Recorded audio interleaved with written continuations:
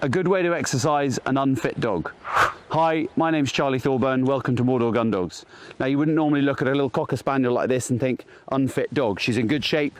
She's fit as a fiddle in terms of health-wise, but she's just come away from her puppies. Her puppies have had their first injection today, 7 weeks old. She's fully weaned from them.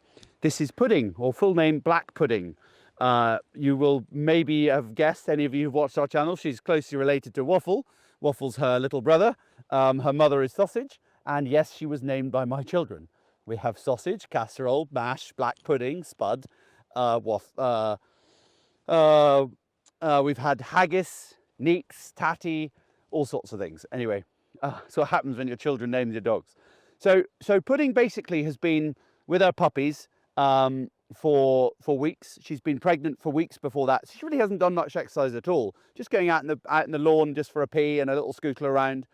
And we can't really just sort of let her loose in long grass like that, because she's got her mummy undercarriage still, which is dry of milk, but it's still a bit saggy. Needs a bit of recovery time. So we don't really want her to sort of cut it or anything on long grass or heather or something. So we've got to think about the best ways to do that. And often the best way to do that is swimming. Now, Cocker Spaniels are not known for their swimming. Some of you go, oh, my Cocker Spaniel's great at swimming. And yes, there are plenty that will swim and swim well. And we have Cockers that will swim. Most of them will swim for something. They'll swim for a pheasant or for a retrieve. They won't just swim for fun like a Labrador. He'll just happily lie in a puddle or lie in a lake or lie in a pond and just go round and round in circles just for no reason. Cockers will go in, they'll do their job, and they'll come back out again, because it's way more interesting being in the undergrowth and smelling stuff. They're not bred and built for swimming. But if they want to do it, we would encourage them.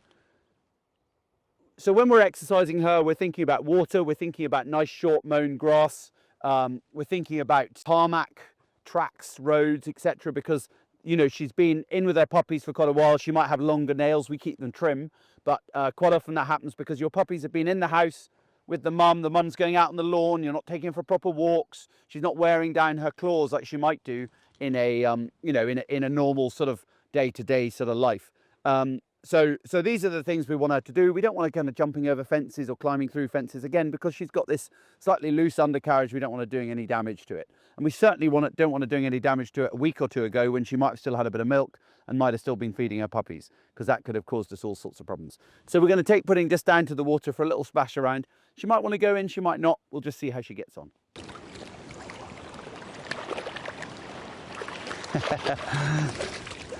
So you can see fairly classic Cocker. She's like, I'll go until I need to, but I'm not going to run in there for fun. Her mum was kind of quite similar to this until she learnt the art of paddleboarding with Freddie, and now she'll swim in the sea very, very happily and very regularly. So it's just something that they just we don't want to force them. It's not like you must swim. So if they don't want to swim, they're not going to be good at swimming. So we just want to encourage them and make sure they're having a good time. Pudding. Go on then. Good girl. Good girl. So very much the sort of thing that we might do with a young puppy who's not swum before, or with an older dog who hasn't, like Pudding here, who hasn't swum for a while. Just encouraging her to do little retrieves, and otherwise just going for a walk along the edge and letting her splash in and out as and when it suits her. Now, a lot of this training is also very relevant to dogs on hot days, in hot weather. We're close to the water. We're not expecting too much of them. But if they want to do lots of swimming on a hot day, they can. They get lots of exercise, but we're not allowing them to run around and get dehydrated. What a good girl. Pussy, come here. The good girl. Shake.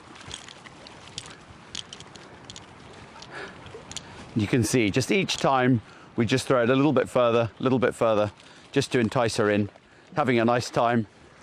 Pudding, go on then.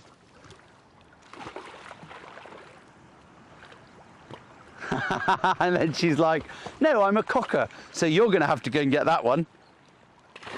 Good girl, what a good girl. What a good little girl. What a good little girl. So you can very much see, shake. You can very much see she's doing that because she knows she wants to get this, not just because it's funny, like one of the Labradors. Anyway, just a little bit of information for you. Remember, you get out what you put in. Little Pudding's put in a lot. She's been looking after her little babies. She's done a great job. They're really fit and healthy. We're really happy with them. So is the vet. And hope you learned something. We'll see you all next time.